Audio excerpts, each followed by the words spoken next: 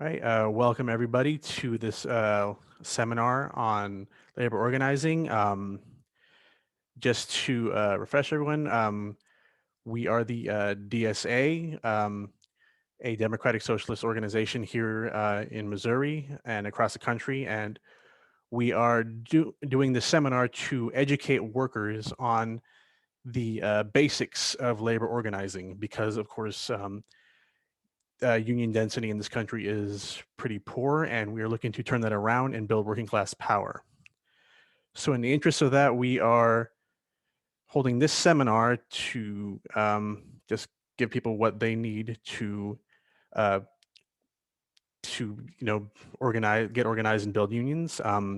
We will be doing a presentation, and we have a couple of guest speakers who have graciously volunteered to talk on labor organizing and give their personal experiences on that.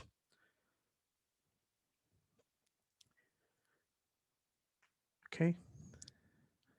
And to get started, I'll go ahead and let's see here.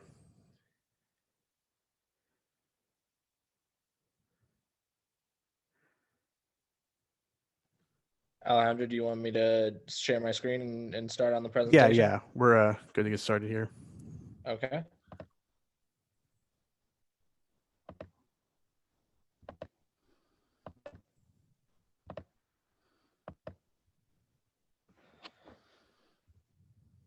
Okay. So, like Alejandro said, we are the Mid-Missouri chapter of the Democratic Socialists of America. If you aren't familiar with the DSA, we are the largest and friendliest socialist organization in the country. We advocate for working class power through direct action and electoral organizing. We believe that the economy and society should be run democratically to meet public needs, not to make profits for a few. Part of that is, like Alejandro said, we want to build up unions, build the strength of unions, and we especially feel that that's important in the restaurant community. And we're going to talk a little bit about why.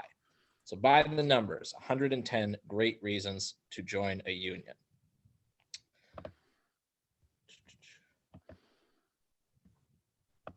So, a little bit about the restaurant industry. Roughly 7.3% of all national employment is within the restaurant industry. It's over 10 million workers. And the restaurant industry is big, big business. In 2019, when it was kind of at its peak, it pulled in $863 billion. That was originally projected to increase in 2020. Obviously, with COVID, with the pandemic, it did decrease, but it went down to 660 billion. That's not going to stay that way for very long, though. In 2021, total sales are actually expected to grow by a full 10% and then go on beyond even where it was in 2019. Now, all of that money, though, isn't being split evenly with the workers who actually create all that value. Average hourly earnings for non supervisory workers in the restaurant industry was $13.70. Compare that to the national average for non supervisory workers across all industry fields in the country, which was $24.89 in 2019.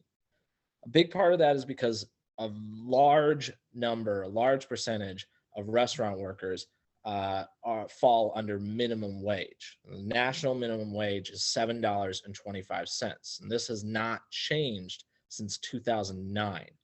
Compare that even worse. Many restaurant workers, particularly waiters, are tipped minimum wage, which is only $2.13. Now, a lot of this comes from the fact that many restaurant workers do not have anyone representing them within the workplace. Only 1.5% of restaurant workers are actually currently represented by a union. Now, you can compare that to the American workforce overall, again, where 12% of workers are represented by a union. Now, median weekly wage for non union restaurant workers is only $580. Compare that to unionized restaurant workers. The median weekly wage is $690. Unionized restaurant workers make $110 more per week on average. Now, an important part of that is that even accounts for after union dues. So, a lot of what you're going to hear in terms of pushback against unions, you have to pay a union due, you have to sign your money away to it. This increase accounts for that. So when you put that increase all together, that's $5,720 more per year on average that unionized restaurant workers make in comparison to non-union restaurant workers. Some more facts that you'll want to get on your plate. 85% of restaurants in the United States provide no form of health insurance to their workers. And within the subset that are unionized, however, 41.9% of unionized restaurant workers do receive health insurance benefits. Only 8.4% of restaurant workers are included in a pension plan. This is the lowest of any major American industry. 41.8% of American workers on average are included in some kind of pension plan. Again, compare that with unionized restaurant workers, where 31.6% are covered by a pension plan. In addition, less than 45% of restaurant workers have paid sick leave of any kind, and most of those live in states that actually require it. Here in Missouri, where it's not required, almost no restaurant workers have paid sick leave at all. Compare this again to unionized workers, where 86% of unionized workers get paid sick leave. So that's some of the reasons for why we feel it's so important to develop a union within your workplace. But when you actually get into kind of the process of forming a union, the nitty gritty, there's a lot of terms and terminology that get thrown around, and we kind of wanted to break down what some of those things are before we move forward. So the goal of most unions is to form what's called a bargaining unit. A bargaining unit, pretty simple. It's a group of workers, it's the union, who bargain collectively with the employer. So the bargaining unit, as represented by your union, it might include all of the workers in a single location, so the restaurant as a whole, or it might be across a number of locations if there are multiple restaurants within the franchise. It could also be as narrow as all the workers within a single department, so the front end, the cooks, or the waiters. Ultimately, what your unit is determined by the NLRB or agreed to jointly by the union and the employer. And the NLRB is the National Labor Relations Board. That's a government agency created by the National Labor Relations Act. Their job is to define the appropriate bargaining units. Like I said before, they kind of figure out who the union will actually be representing for the bargaining unit. They hold union elections, so to determine whether the union will be the representation for the workers, to determine whether a majority of workers want to be represented by a specific union or no union at all.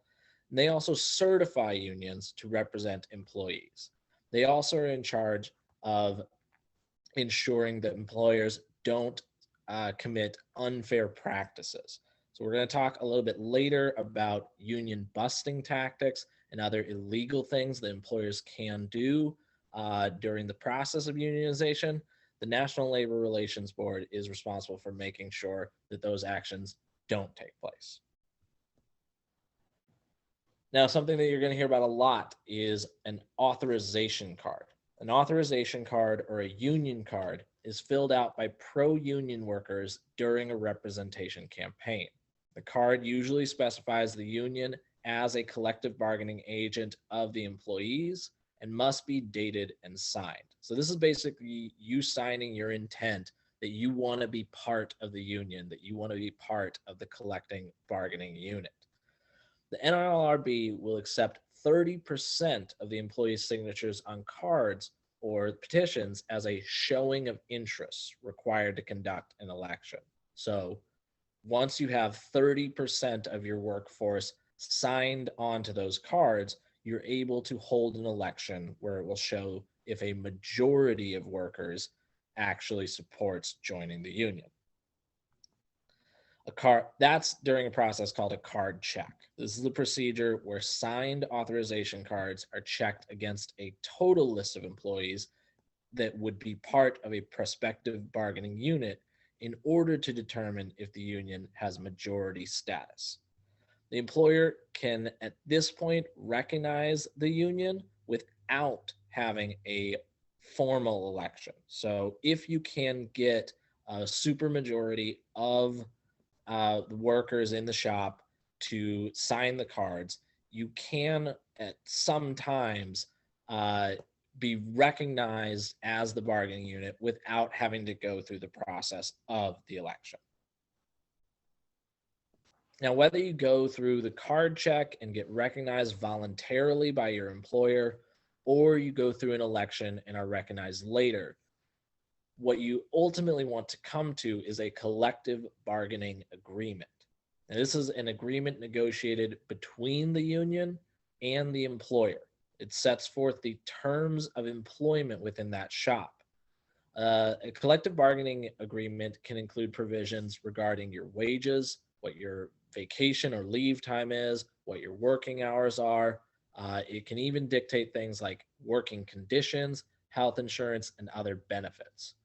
Once a collective bargaining agreement is in place, management cannot reduce wages or otherwise change working conditions without first negotiating with the employees through the union. Now, a question that often comes up in these terms is, well, if we have this majority here, and that's what allowed us to create the union, what prevents the employer from just hiring a bunch of new workers who aren't part of the union and kind of pushing us out?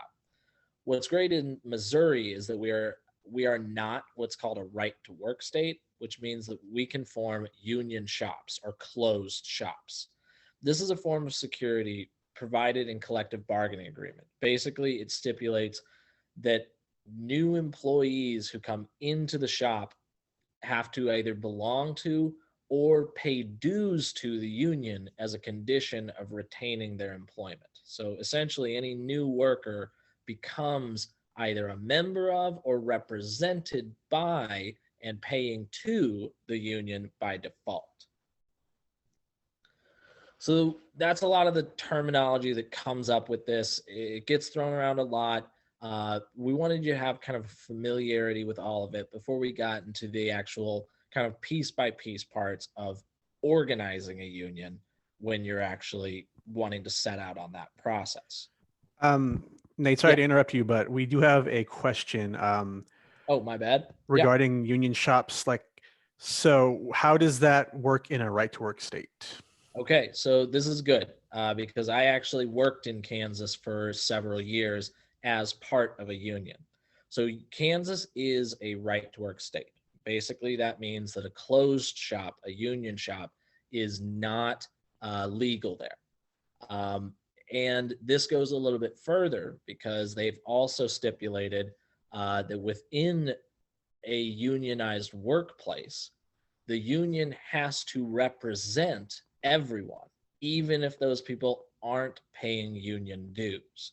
So what this ultimately means is that many unions are harmed by this because they have to pay the same amounts in organizing and taking and sometimes combating the employer without the full financial support of everyone in that workplace. So that does make things trickier, but it doesn't make them impossible. Basically, when you're in that situation, you do have to work harder to gather voluntary union members. And that's what we did within my union. We would talk to every new employee within our shop and talk to them about why it was important to be part of the union and to be a dues paying member. Ultimately, though, it doesn't change the kind of layout of things too drastically. It just means that there is a harder fight to build and maintain the union. Does that make sense? Yeah, sounds good. Yeah. All right, go back to the presentation. Can everyone still see the presentation when I go back to it? Yes, I can see Okay, it. great. Okay, so let's talk about actually organizing a union.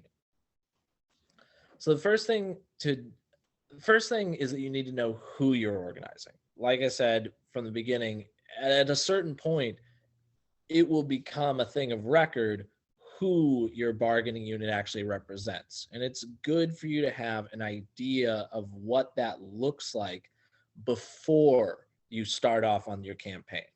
Do you want the whole place? Do you want just the cooks, just the waiters? Have a basic idea that is going to guide you from the start. Now, an important thing to know in all of this is that supervisors can't be part of the bargaining unit, can't be part of the union. No managers, no supervisors, no bosses, nobody who can hire or fire people. These unions are for the workers. Once you figured out So, yeah. How would this go for members of the professional managerial class that do not have the power to fire you? So, like shift leaders, assistant managers, other forms of people that are above, the base level worker, but Basically, still hold more decision making ability. If they have the capacity to take disciplinary action against other workers, they aren't really within most bargaining unions. Most unions will not include, like I said, supervisors. Gotcha. All right. Thank you. Okay. Bennett, you said you wanted to add to that? Yeah, I was just going to say, and maybe we'll get into this too, but I ran into this issue with a coworker of mine. We're technically shift leads. So we were not allowed to vote in our NLRB election. However, we did sign union cards and we are recognized by the union. But that's something that we're going to have to negotiate for in contracts to get us there. So someone in a supervisor type position that isn't a manager and doesn't have the ability to hire and fire, the employer will still hold on to that as much as they can to dilute the voting pool if it comes to a vote. But that's just something that we have to negotiate down the line once we get into contract negotiations.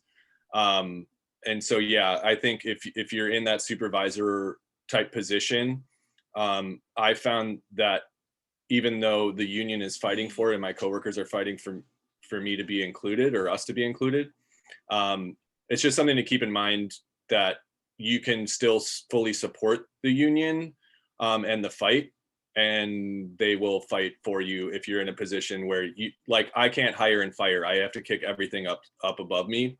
But the employer still had us removed from the voting pool. So that's just something to keep in mind. Bennett, thank you a lot for adding to that. So once you figured out who you actually want to organize, the next step is to form an organizing committee. That's going to be a group of coworkers that you trust and who share your desire to organize in that workplace. Now, ideally, there should be someone from every shift and every department that you want to organize. Basically, a good rule of thumb is for every 10 workers in your shop, you should have at least one person on your organizing committee. These people are going to be the backbone of your campaign. They're going to be the ones who are gathering those authorization cards, talking to other workers in the workplace, and eventually they're going to be the ones who are going to lead things towards your election. Next, you want to actually map the workplace. This is still part of the planning phase of things. Kind of get an idea of what the landscape is for your workplace. What are going to be the obstacles for you, and what are going to be the things that make things easier on your path to organizing?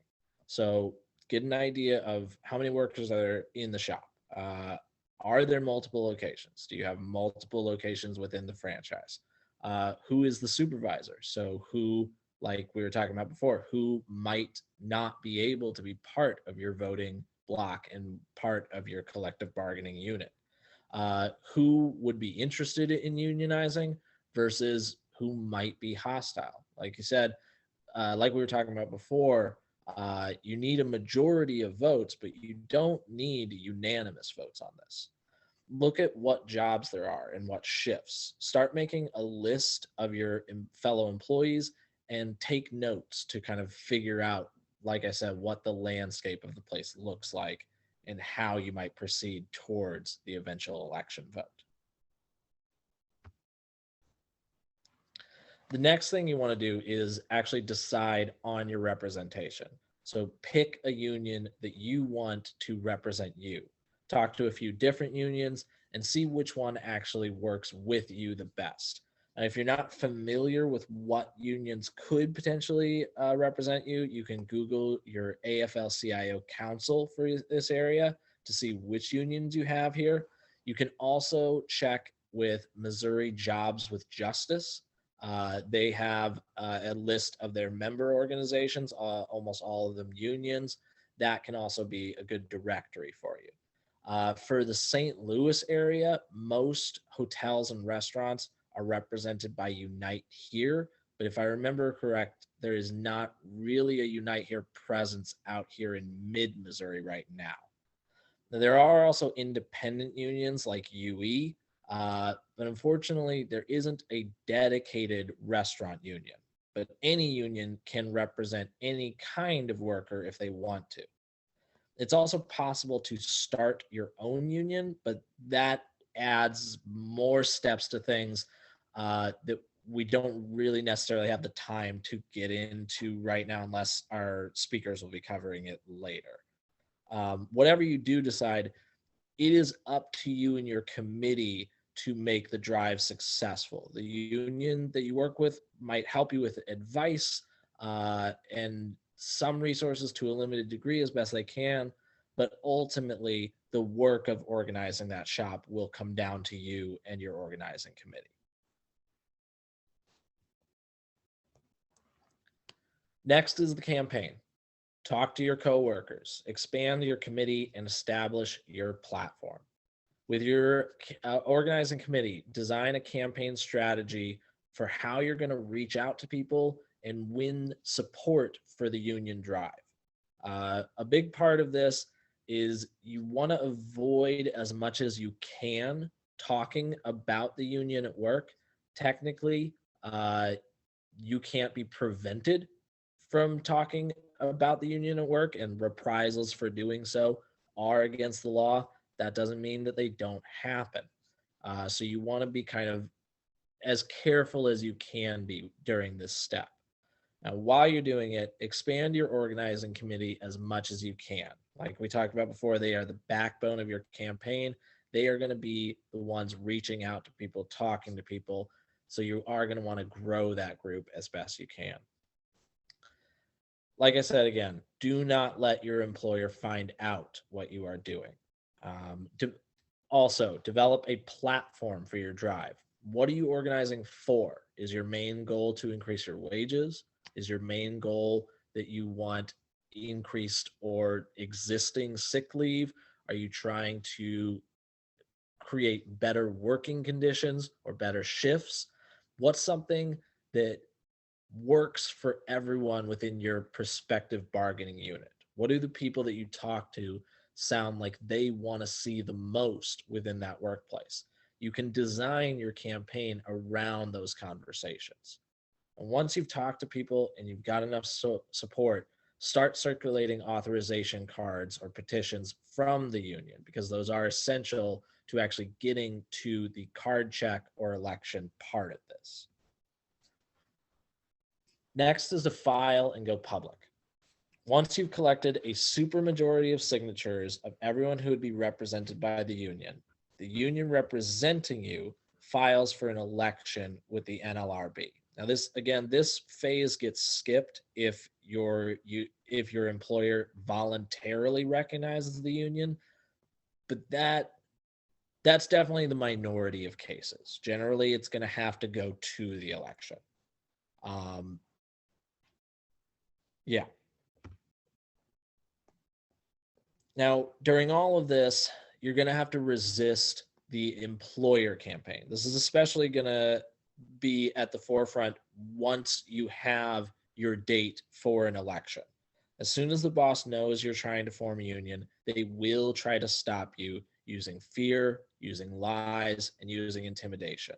Like I said before, outright reprisals are not legal. That doesn't mean people aren't fired for union organizing. That doesn't mean that people aren't given worse shifts or less shifts. It doesn't mean that they aren't pushed into worse working conditions. These things do happen. Now, here's the thing though, that's why one of the reasons you form your organizing committee, so you have people to fall back on, people who will work with you and people who will support you. If you did your job right, you prepared people that this is going to happen so that they're not scared when they encounter it. Work together to keep your morale up, to keep people from dropping off during this part of the campaign. And then finally, you turn out your votes. The NLRB, once you have submitted the authorization cards, will give you an actual date when you will vote for the union, yes or no. A week beforehand, make sure that all of your people are on board and prepared to go forward with a yes vote. Anyone that you can't get a solid confirmation of saying that they are a yes vote, you can basically assume that they are a no. Do not assume that people will just vote. Make a plan with them to make sure that all their votes turn out. Now, if you win, and we're hoping you win, you're still not done. That is the point where you start to do your collective bargaining agreement. So that is where you need to decide, based on everything you talked about during the campaign, what it is that you want out of that workplace. What do you want in terms of hours? What do you want in terms of shifts, working agreements, benefits, all of that, and then take action together till you have a contract in place stating your wages, working conditions, etc.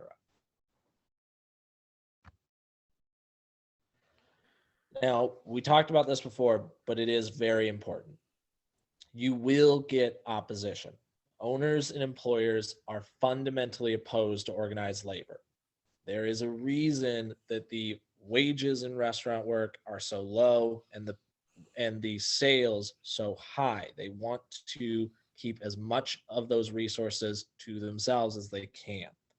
Now, during a union drive, employers will bring in consultants at times to advise on the best ways to stall or defeat a union drive. But the most frequent thing that you're going to see is anti-union propaganda campaigns. Campaigns saying kind of the things we talked about before, that the union dues will cut into your pay, that you'll have less money overall. A lot of that is going to be lies.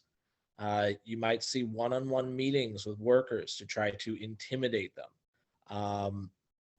You may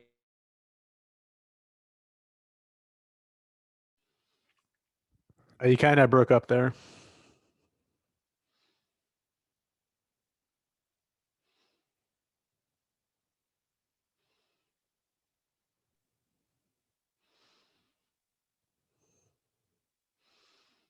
within a workplace in order to sow division between workers or take advantage of loopholes in labor law to delay the voting and recognition process. So anti-union propaganda. The most common anti-union arguments is based around the cost of union dues. Typical line is that labor organizers are simply wanting your money, that they're trying to trick you, that they aren't part of the group of employees themselves. Now, this ignores a few important things. First, as we talked about multiple times, the wages that the average union member gains are way more than the cost of dues on average. Another thing is that it misrepresents what a union actually is. what they'll often try to do is frame it in terms of the union being this outside force. They don't want outside agencies negotiating for you, that they want to work with you one-on-one, that you can just come into their office and talk to them whenever you want. It ignores the fact that while the union as a whole may be part of a larger organization like Unite here, within the workplace itself, your union representatives are workers. The union is made up of the workers. And within a union, decision-making power regarding how the dues are spent rests with those who provided the funds. So the people paying the dues get all the votes and all the power in how the union operates. This contrasts fundamentally with the undemocratic nature of how labor is partitioned and how authority is wielded within the workplace by the bosses. The most important thing to remember is that it is your right to unionize. No employer can legally punish you for organizing within your workplace.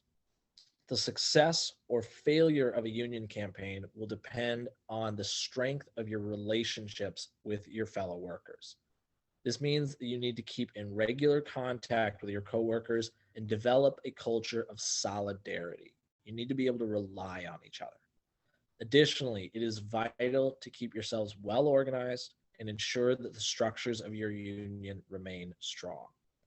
As with any other campaign, it is important to remain tactically nimble and be ready to adapt to rapidly changing circumstances. That's part of that communication we talked about before. Whatever they throw at you, be ready to talk to each other and roll with the punches.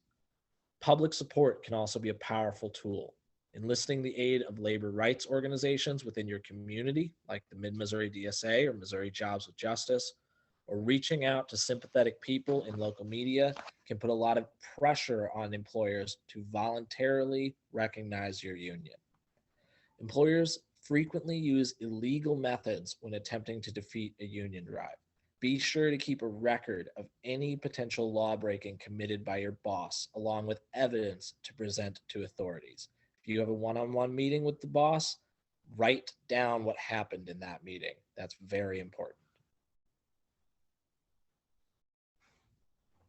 And then, of course, the exciting thing, there are also strikes. Strikes are a collective stoppage of work on the part of employees in order to compel their bosses to accede to their demands. This is usually accompanied with picketing and protests, though not always. Although strikes are the most well-known and dramatic form of labor action, due to their difficulty, their cost, and their risk, most unions only use them as a last resort tactic.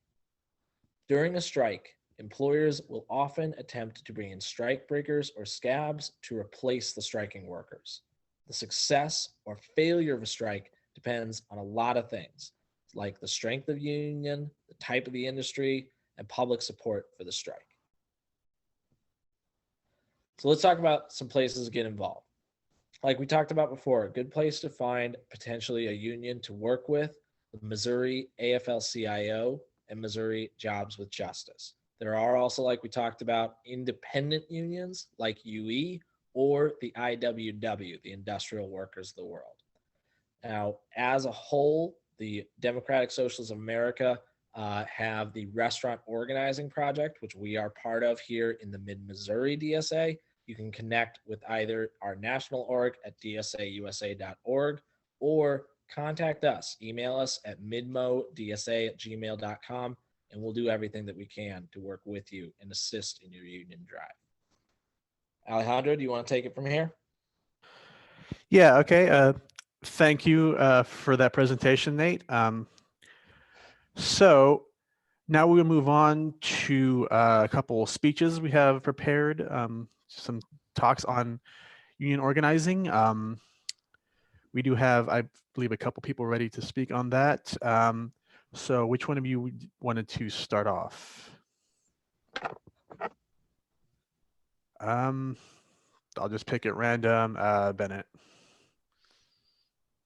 Hey, Bennett here in Minneapolis, Minnesota, member of Twin Cities DSA, now a member of Unite Here, Local 17. I guess I could just kind of start with kind of how things went for us during our union campaign, because I think it contrasts quite a bit with Anders' experience at Fair State. So just going through, great presentation, by the way, super thorough, and very reminiscent of a lot of things that happened. So I work at a micro distillery up here in Minnesota. It's called Tattersall Distilling. Like most folks, that kind of kickstarted a union drive here in the Twin Cities. It started with COVID reopening. As we all know, most of us shut down mid-March. Didn't really know what was coming up next, but you know, as governors lifted and restrictions and whatnot, things happened to reopen. Well, basically, we got a very thin copy and pasted from the state's website COVID preparedness plan that addressed absolutely zero of our day-to-day issues that we would have to face in the workplace. So basically, us workers got to talking to one another, and we said, I don't know, this doesn't feel right. We need more information. The boss had scheduled an all-staff meeting, socially distanced and masked. And so we replied as a group email. We created a new Gmail account, and it was just Tattersall at front of house at that point. We had talked to some of the distillers and some of the production folks. So they kind of knew what was happening, but weren't totally 100% on board yet. So basically, and we signed the email off with our names alphabetically by last name. So there was no real hierarchy. There was no, I signed up first and they're going to kind of come after you. But basically, we wanted more information. This was kind of our first collective action to the bosses, and it was met with, I wish you would have said something sooner. This information would have been great last week or 2 weeks ago or whatever. We're kind of disappointed with this response. So instead of the all staff meeting we had scheduled to air our grievances and come up with a more formal plan, they decided that they were going to do one-on-one interviews with everyone to air and address like our problems or our worries or concerns or whatever, which is a classic divide and conquer thing. That kicked us into high gear. We weren't even talking about a union really yet. We had talked to a labor lawyer. We had been thinking about unions, but it seemed like a kind of maybe someday deal. But once we got this response from the employers, it went into high gear. We contacted a union rep with Unite Here Local 17, and then it was off. We did end up getting the all staff meeting after some kind of back and forths. They didn't know that we had talked to unions yet, and so our all staff meeting, we hijacked it. They had a updated COVID plan that was now, instead of 2.5 pages, was 3 pages. So we rolled in and they were kind of waiting to get the meeting going. They noticed someone they didn't recognize, which was our union rep. They sort of went towards him and tried to ask him who he was, and we just assured him that he was invited there by us, the workers, so they couldn't really say much. After that, we asked him to be here, right? So they start to go into their plan, or they're about to, and we basically just read our spiel, which was, a couple sentences that we've decided to unionize. You can voluntarily recognize us. You have 48 hours before we go public. It didn't go well. There was a lot of scoffing. One employer even laughed.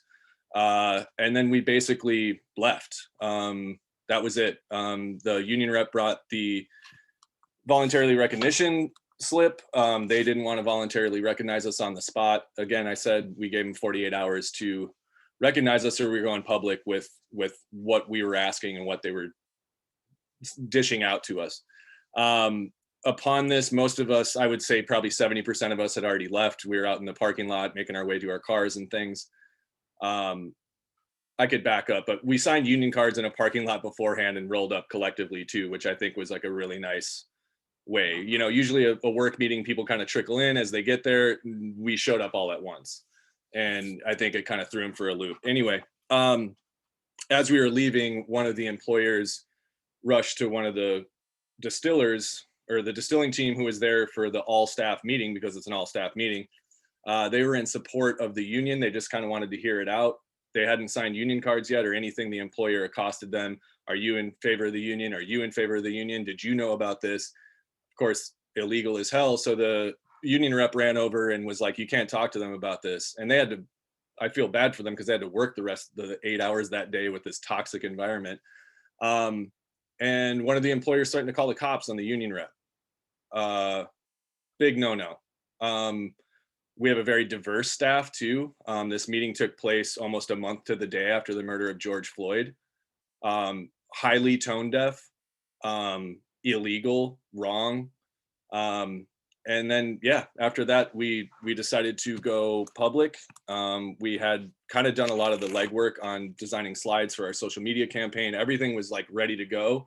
And if they recognized us, it went away. If they didn't, it was all aired out. The company decided to go public an hour before we did, those 48 hours later, and were promptly destroyed by the public. I mean, within an hour, I think there were over 250 comments on their Facebook post about transparency and about how the union is, again, you hear these union busting things where like, it's taking away the individual voice and this third party is going to run your business for you. Bullshit. It's run by the workers, right? So that felt really good because we didn't know how it was going to go, but to see the public behind us basically saying, hey, if your workers want this, you should give it to them. I'm never buying your stuff again until you recognize the union. I mean, it was all across the board. So then when we went public, we got a lot of support there, which was like a really nice shot in the arm for us to keep it moving and keep it going. So yeah, I don't want to go too far, but basically they went to an NLRB election, which was postponed about 6 weeks,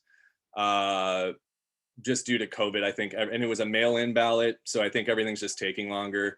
I will say, I don't know if this was on purpose, but we did get, the NLRB, the employer has to share the list of employees and their addresses to where these mail-in ballots are going. I would say 60 to 70% of the addresses were incorrect, even though it was correct on our paychecks, it was correct on all these other things, but all of a sudden it's like, oh, we're going to use the address from 5 years ago that maybe you had, or your hire date or something. So that's a little fishy. Don't know if it was on purpose. Probably going to say it was.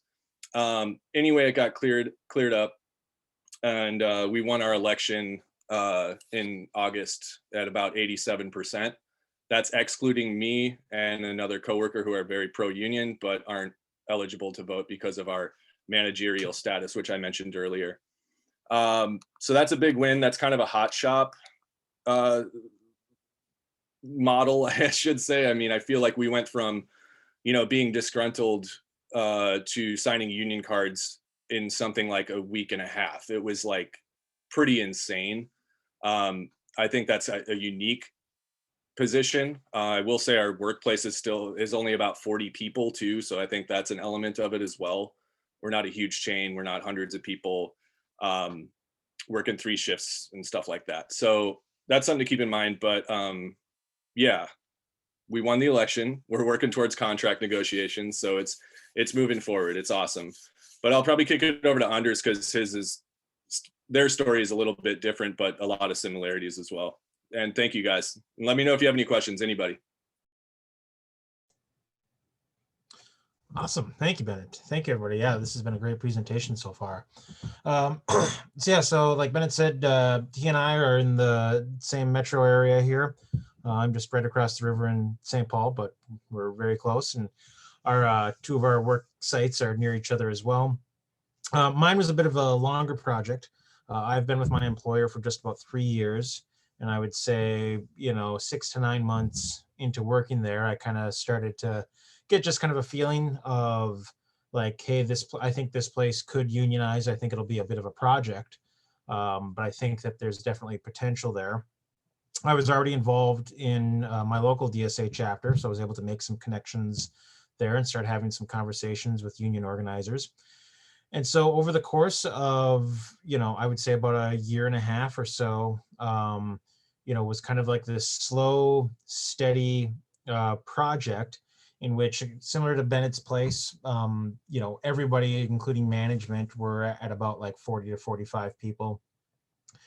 And so it was kind of like this, very methodical thing of trying to get a couple people on board, trying to feel people out. And that's really kind of what a lot of union organizing ends up being. It's a lot of conversations. It's a lot of getting to know people.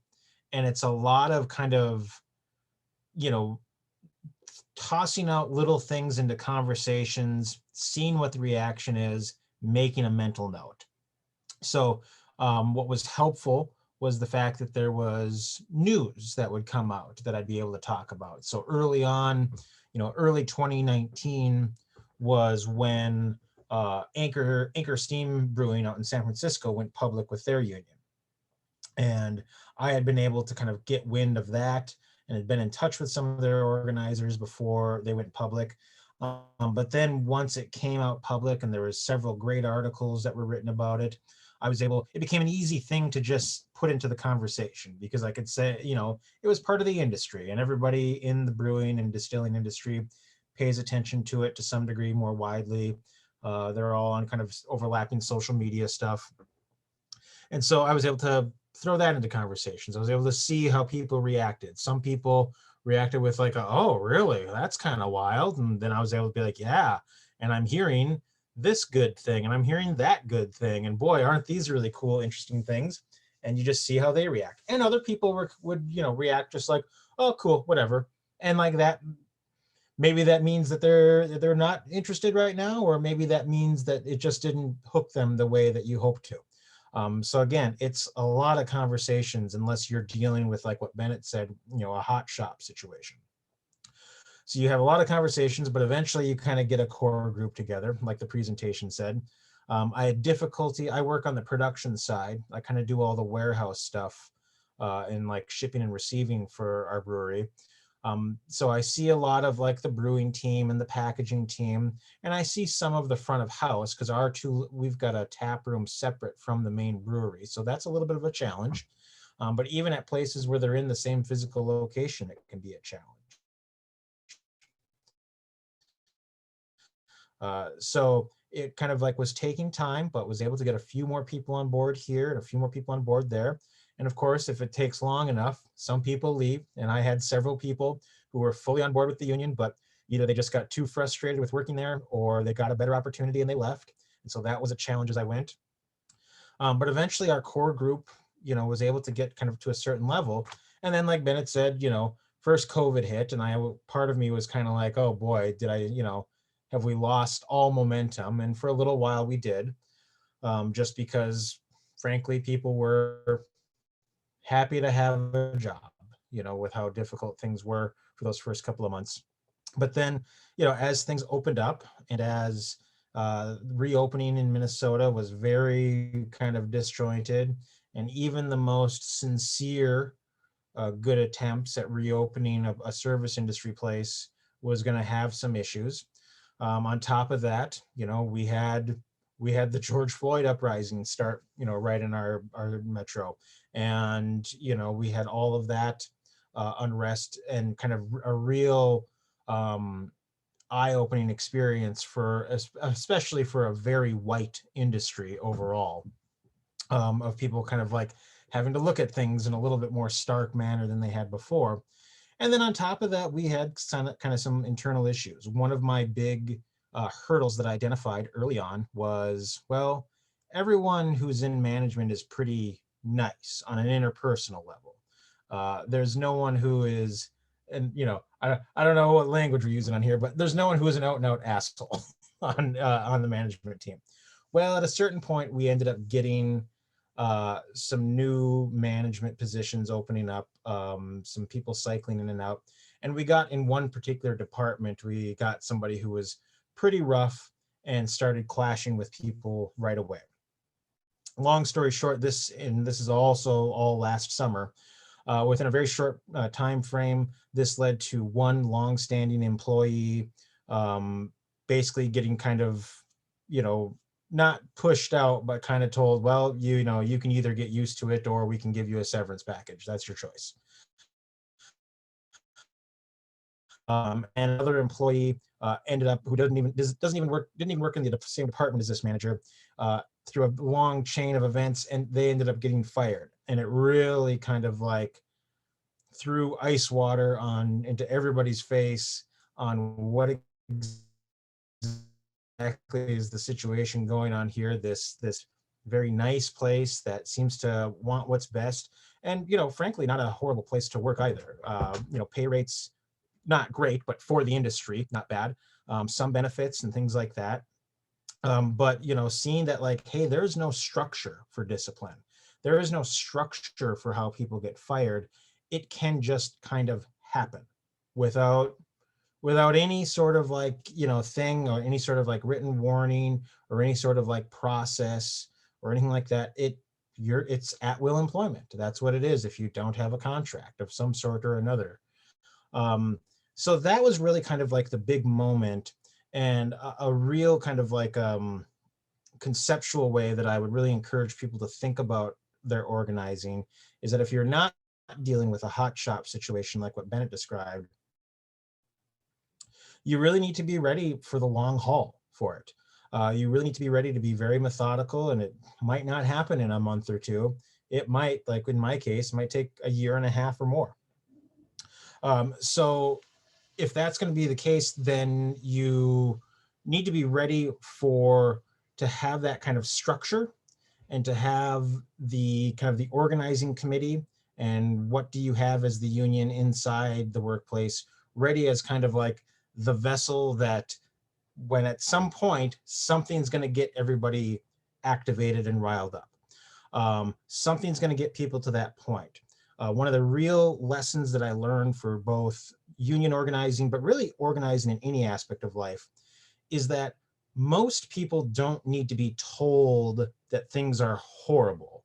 Most people kind of recognize there's a few things here and there that people are ignorant of, but like, especially when it comes to their jobs or just any aspect of their day-to-day life, people know the bad things that are happening. People are familiar with them, and people don't broadly need to be told that they should want for better things. Again, most people would like better things.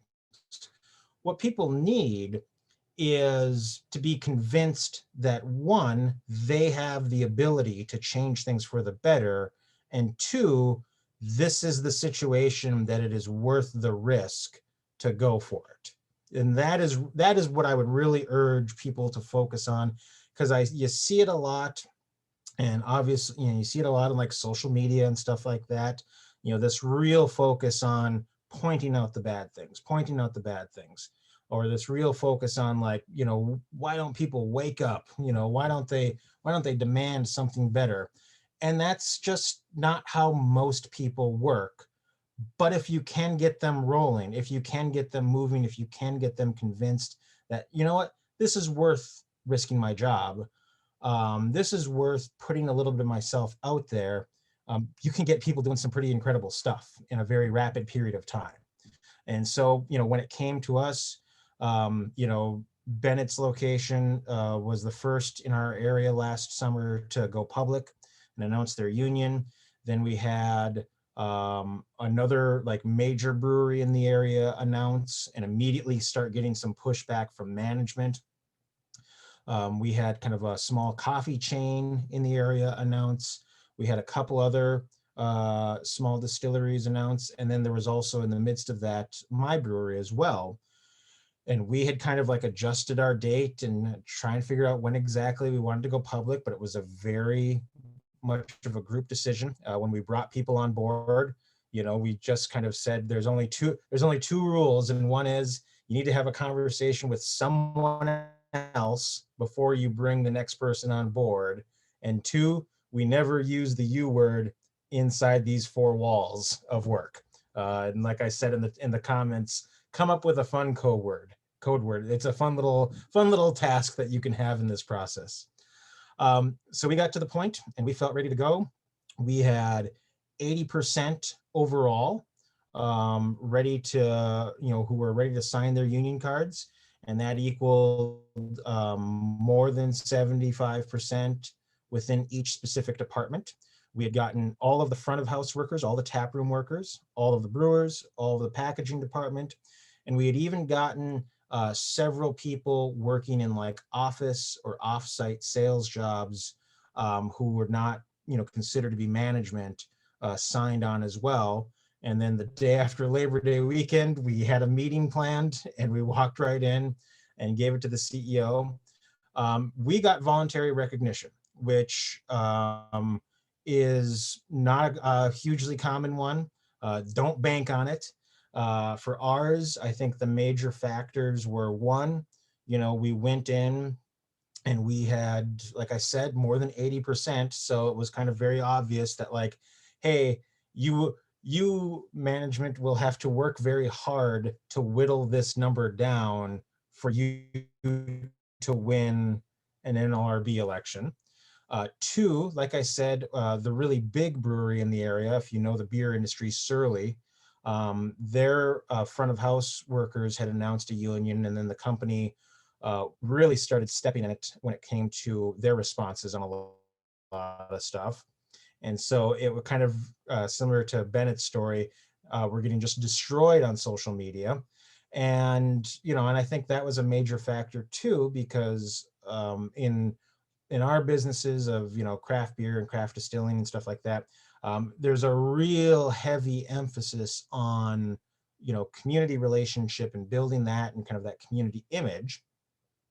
And I believe that for one of the main factors for my place was recognizing that this will not go well for us if we get a reputation for being union busters, because my place is also technically a cooperative, not a workers cooperative, kind of, a consumer cooperative, like, a grocery store co-op would be. And that's great. And it, it really leans into the, that public image and stuff like that. However, that, goes both ways. And so I think those were kind of the primary reasons of like, what, this is just a smart thing for us to do. And, and since then my employer has been very, very eager to use the union imagery on certain bits of our packaging and stuff like that. But yeah, that is kind of like the very bare bones. I'm just going to plug one thing is that I would really recommend from Labor Notes. There's Secrets of a Successful Organizer. I'll put the link in the chat. Labor Notes is if you're not familiar with it previously, it's kind of a national organization, been around since like the 70s or something like that. Who just really focus on labor organizing. And there are definitely things that I would add on to their whole, outline of how they recommend organizing. But like this book in particular gives you kind of like the basic bare bones of, and a lot of it is like common sense, clearly stated, that makes you go, aha, of course. Yeah, I should go have a conversation with people and I should think consciously about their answers and mull them over later on. Or, hey, if somebody says something, I need to be a nice person and have people want to have a conversation with me. When I started organizing, one of the first questions that I was asked is, you're a hard worker and you're not an asshole at work, right? And I was like, correct on both. And they were like, all right, good, then you can be an organizer. So yeah. Oh yeah, Jane Slaughter, she was on the Restaurant Organizing Project call recently. So yeah, so that is kind of the bare bones of that story. Thank you all so much for having us here. Anders, thank you so much for being on the call and talking with us tonight. I also wanted to introduce, we have someone else on the call tonight, our friend Andrew from Missouri Jobs with Justice. Hey, can y'all hear me? No? Can't hear me? No, I can hear you. Oh, you can hear me? Okay, cool.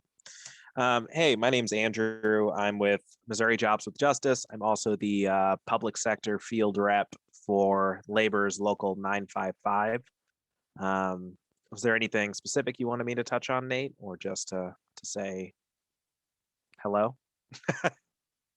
Just to kind of touch base and let people know what Missouri Jobs with Justice is, and you know what we can do to work with them.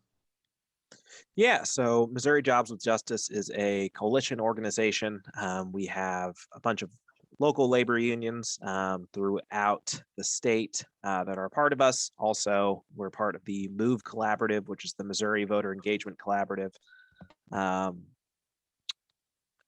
and neighborhood associations. So tons of different member organizations. We work on direct action fights like the living wage fight here in Columbia for MU workers. And now that I work for Labor's 955, we represent actually a lot of restaurant workers at the university, as well as the public sector workers at the city of Columbia, and Columbia Public Schools, Centralia, a bunch of public sector contracts. And I know the laborers are definitely in mid-Missouri. There is a pretty big vacuum when it comes down to organizing. Most of the building trades are represented by locals either in Kansas City or St. Louis, and even in mid-Missouri, the UFCW grocery stores are represented by Kansas City or St. Louis locals. So in terms of new organizing, there's a pretty big vacuum, and I don't think the laborers are opposed to stepping into it if we end up having any restaurant organizing projects here. But that's really about it, unless anyone has any questions for me. So yeah, Jobs with Justice, great group to reach out to when you're starting this process. Okay. Thank you all for speaking. We will now move on to our Q&A segment. So if anyone has any questions for our three speakers or just in general, now's the time to bring them up.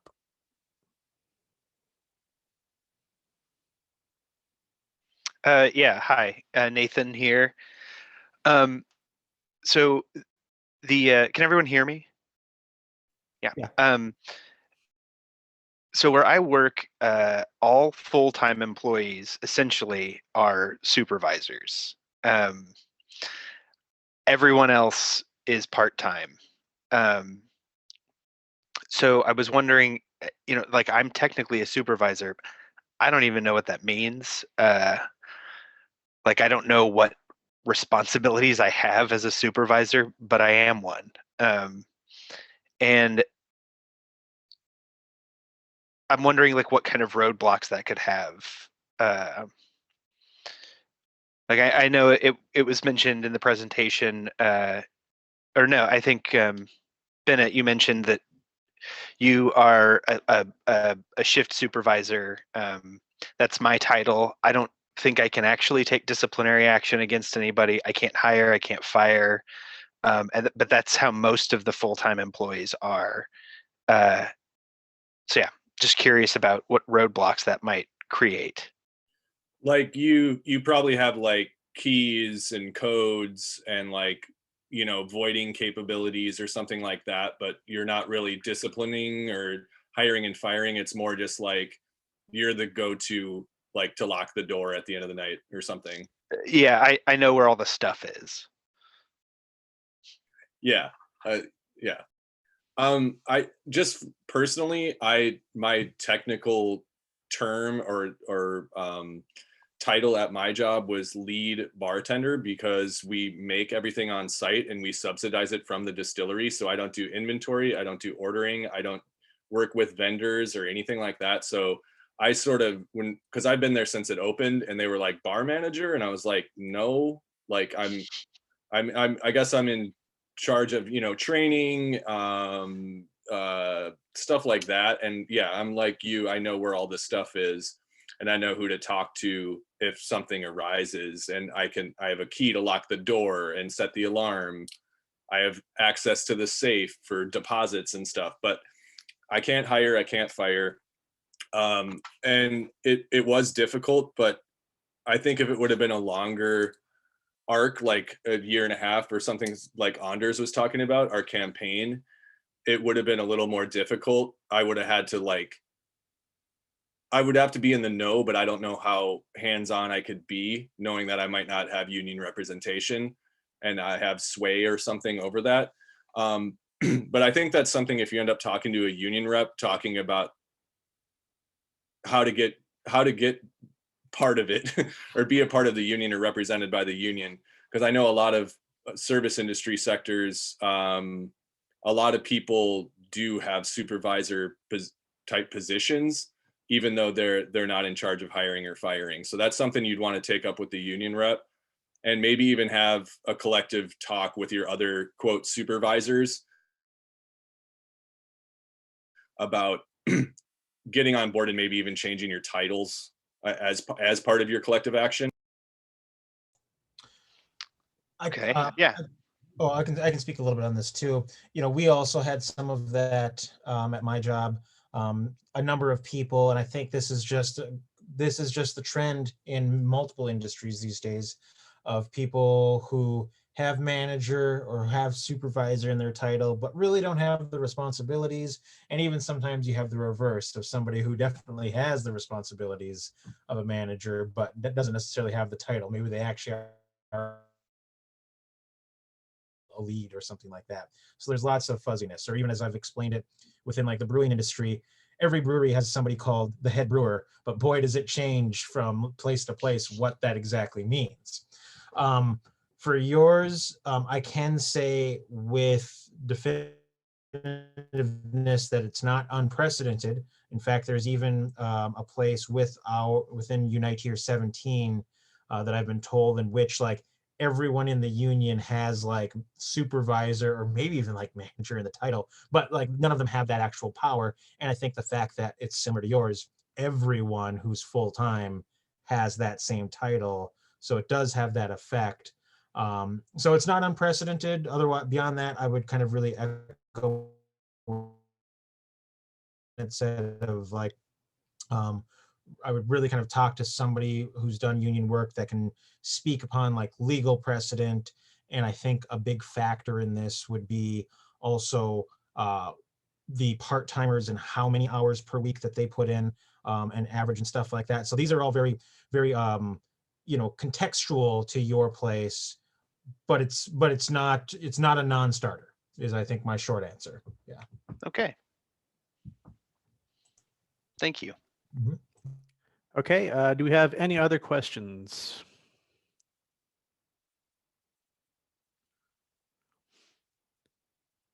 Okay, going once, going twice. All right, hearing no Oh, more. I have a quick question. Okay, go ahead. So, and this ties into the previous question.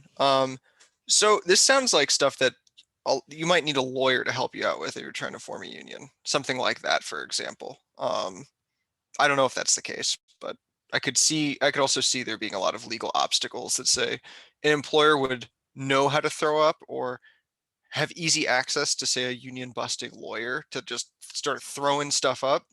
And, unionizing employees probably don't have the same resources, but do local organizations have access to lawyers to help with things like this? Yeah, I can help with that. Basically, as soon as you're in talks with at least in my experience, my union rep was really on it. Like basically, as soon as we were having questions, as I said before, we had talked to labor lawyers who had been involved in malpractice or even in successful lawsuits about wage theft and stuff. And talking to them they were basically saying like, unless you're gonna like go after them legally for this, there's not really much they can do. Does the employer have access to union busting lawyers? Absolutely. Most places already have a legal team of some kind, but once you're in talks with a union, you have access to those resources as well. Our company, because of the terrible PR with their spin that they tried to put on it, before we went public, actually hired a crisis PR team. Probably wasn't cheap. They also worked with a union busting lawyer. Again, probably wasn't cheap. But we had access to a lot of similar resources as far as legal things because we were tied into a union, if that helps clear it up at all. Thanks. Yeah, it does. And I'll just add, like, as a general point, like, I know it's not the most like fun thing to do, but like the more you know of labor law, like the better off you'll be in for this like kind of situation. So like it is like a good idea to brush up on labor law when you're starting a union. Andrew, would you be able to bring up what you were saying with Leona? What specifically? That we have labor lawyers? Yeah, so how did that actually, I mean, what did that process look like and who is that? He's a nice guy. His name's Dan. He's on retainer. Liuna constantly has to, so our local is underneath the Missouri-Kansas District Council. And it's like the only, not only, but it is the main public sector local. So Dan is on retainer. I can call him anytime. Generally, when I've spoken to him and the local president, Carl Basinger here, they're pretty open to the idea of organizing shops. But I actually think you all did a really good job. And before this webinar, it was a couple years back, we tried to do restaurant organizing here in Columbia, and also some organizing of other workplaces too. But the big issue is that a lot of folks wanted a rep to come in and organize the shop for them.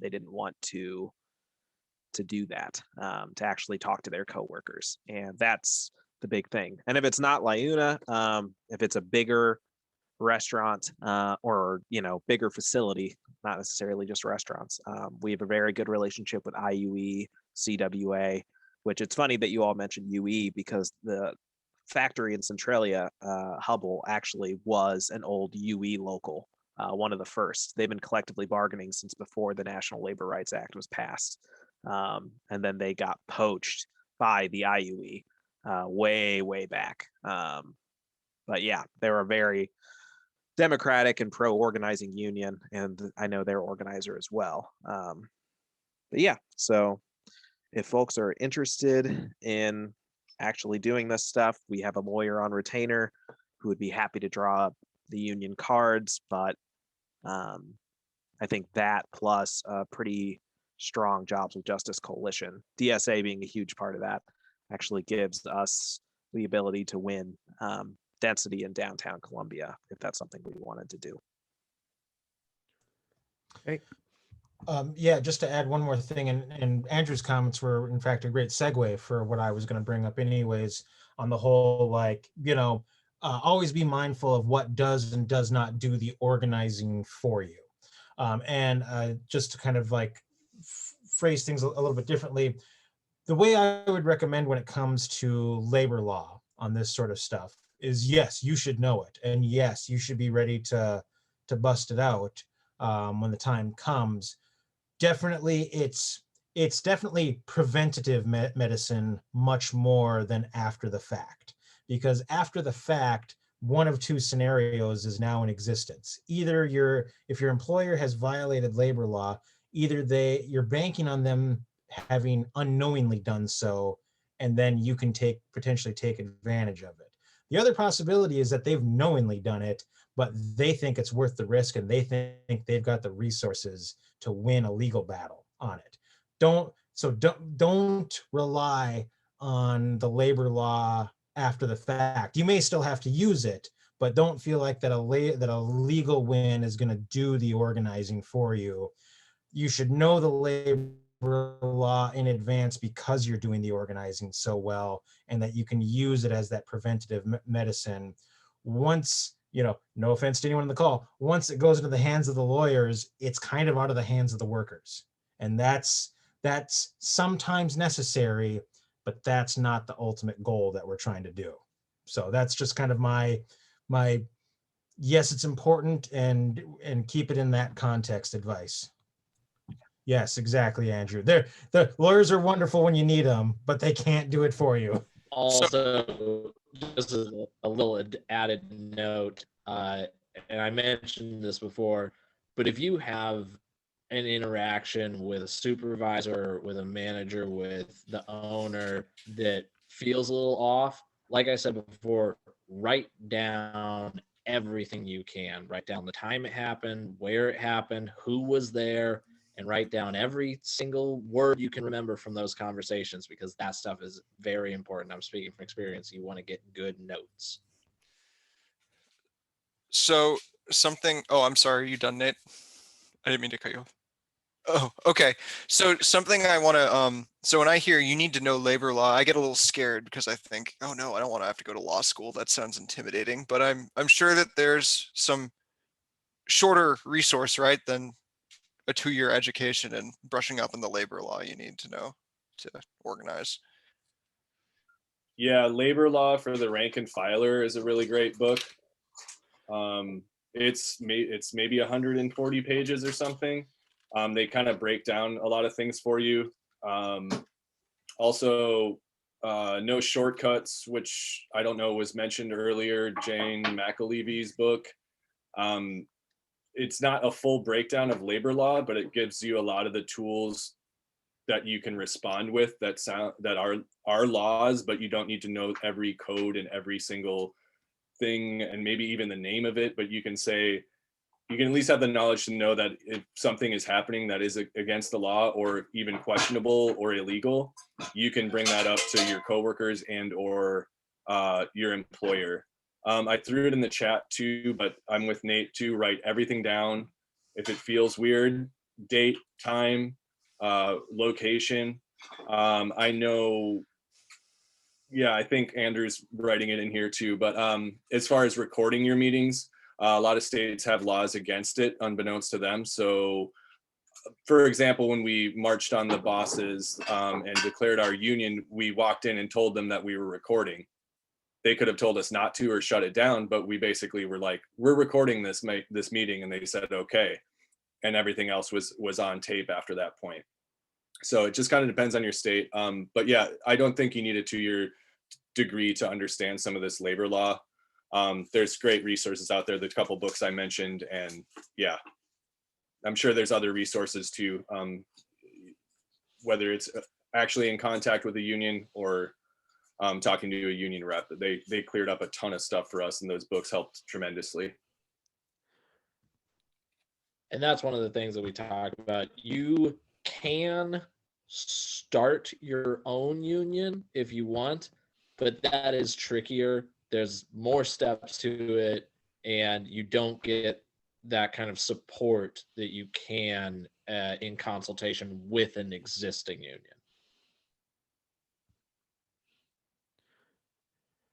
Okay. Any other questions or comments? Going once, going twice. Okay, hearing none, we have now come to the end of this seminar. Thank you all for coming. And I'll just say, like, we will be doing this regularly. We plan to do this regularly. We'll have like dates out for the next one shortly. So yeah, if you're interested in doing this, interested in getting involved in labor organizing, reach out to us. I'll just put the link to the our Gmail in the chat again.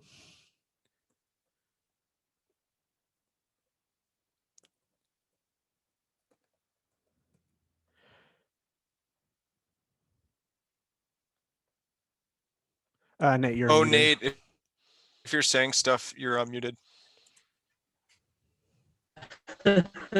Sorry. We are also planning on sharing a recording of this call tonight. So if you want to share that with other people in the community or outside of the community, please feel free. Okay. Like I said, thank you all for coming. And I'll just leave this on a positive note. Workers of the world unite.